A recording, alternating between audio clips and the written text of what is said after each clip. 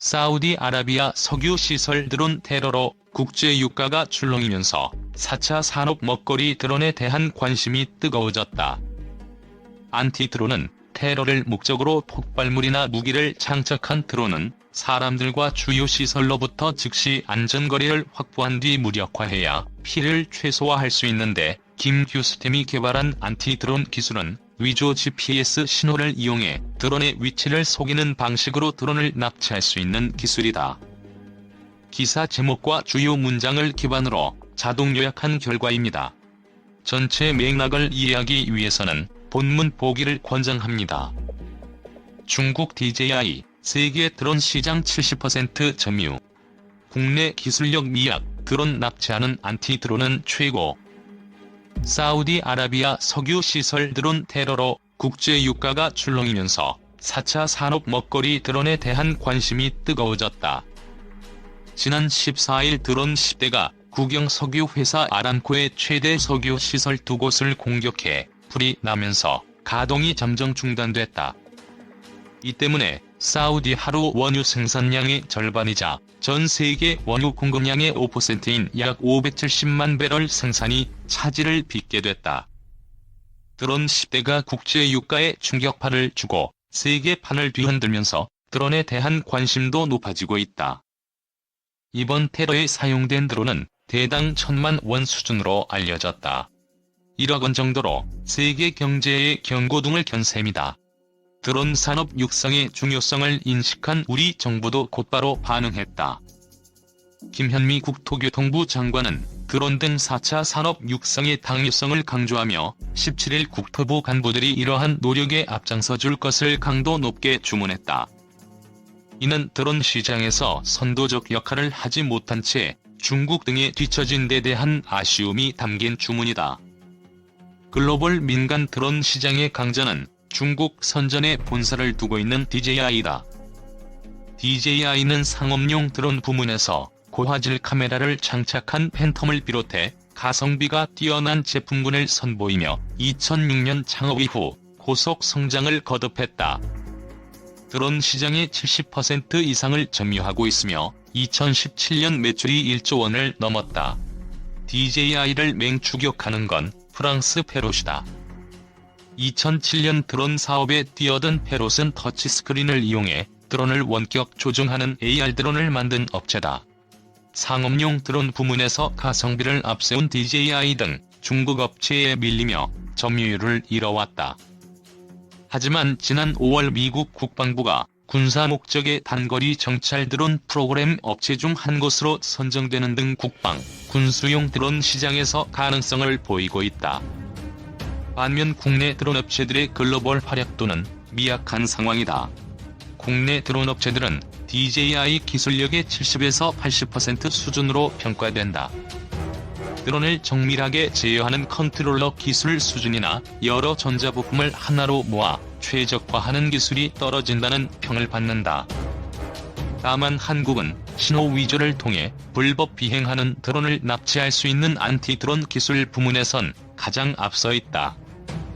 지난 6월 카이스트는 전기 및 전자공학부 김용대 교수 연구팀은 위조 GPS 신호를 이용해 드론의 위치를 속이는 방식으로 드론을 납치할 수 있는 안티드론 기술을 개발했다. 안티드론은 테러를 목적으로 폭발물이나 무기를 장착한 드론은 사람들과 주요 시설로부터 즉시 안전거리를 확보한 뒤 무력화해야 피해를 최소화할 수 있는데, 김 휴스템이 개발한 안티드론 기술은 위조 GPS 신호를 이용해 드론의 위치를 속이는 방식으로 드론을 납치할 수 있는 기술이다. 김 장관도 안티드론을 제시하며 세계 드론 시장에서 퀀텀 점프의 발판을 마련해보자는 취지로 이야기했다. 6월 16일 오전 10시 10분 제주도 서귀포시 대정읍 상머리 논밭 한가운데 4사람이 침묵하며 허공으로 팔을 뻗었다.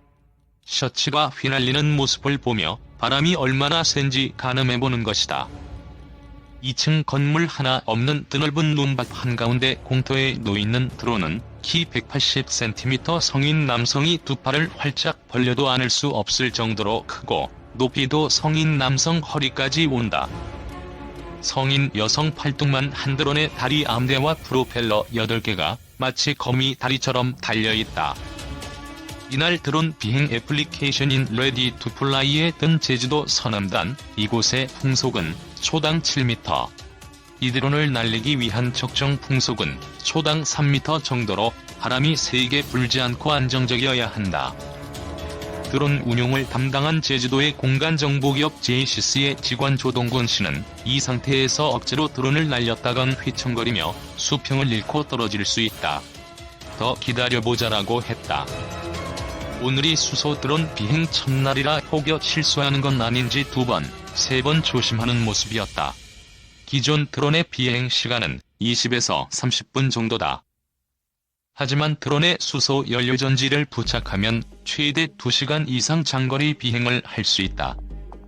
기존 드론으로는 100헥타르당 1,500장의 사진을 촬영하지만 수소 드론으로는 최대 5,000장의 사진을 찍을 수 있다.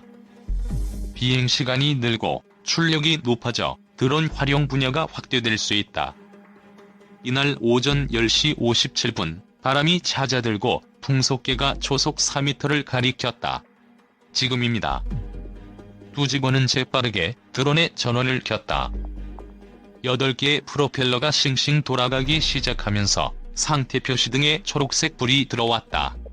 오케이. 날립니다.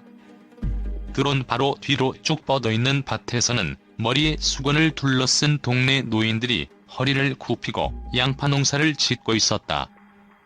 그 너머는 가파도와 마라도로 이어지는 드넓은 바다다.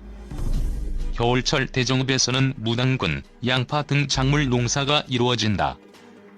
제주도는 대정읍 겨울 작물의 양을 효과적으로 파악하기 위해 드론을 사용하고 있다. 농업, 치안, 환경 다양한 드론 활용 사업. 이날 이 드론은 150m 상공에서 10분간 비행하며 주변 지형을 점검했다. 8월 말부터 드론이 찍은 제주도 곳곳의 밭 사진 수천 장을 겹쳐 하나의 사진, 즉 정사 영상으로 만드는 것이 목표다. 사진에는 작물이 어디에 얼마나 분포해 있는지가 빨간색으로 표시된다. 작물의 종류와 양을 빅데이터화해 이를 기반으로 양파나 무의 가격이 너무 높아지거나 낮아지는 상황을 막아보겠다는 것이다.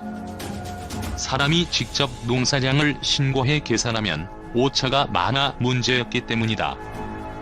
지난해에는 동북쪽 부자읍에서 물을 대상으로 했던 이 사업을 올해는 서남쪽에서 실시하면서 작물 종류를 늘렸다.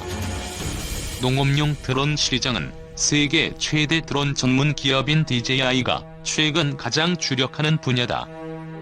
다국적 회계 감사 기업 PwC의 시장 조사에 따르면 2020년 전 세계 드론 시장의 25%를 농업용 드론이 차지한다. 2050년 세계 인구가 90억 명에 육박하면서 식품 소비량이 늘고 농업 생산성 유지를 위해 드론이 적극 활용될 것으로 예상된다. 농업용 드론은 3D 매핑을 통한 토양 상태 측정에서부터 파종, 농약 등 살포, 작물 모니터링, 생육 상태 등을 파악할 수 있다. 같은 날 오후 5시 행정구역 동 기준으로는 강남보다도 유흥가 비율이 높다는 제주 최대 번화가 연동 노회마루. 거리 중심의 4층 공영주차장 옥상에는 다행히도 바람이 거의 불지 않았다. 10에서 30층 높이의 호텔과 오피스텔이 사방으로 빽빽하게 들어선 도심 한가운데 아까 눈밭에서 만난 것보다는 작은 검은색 거미가 한 마리 놓여있다.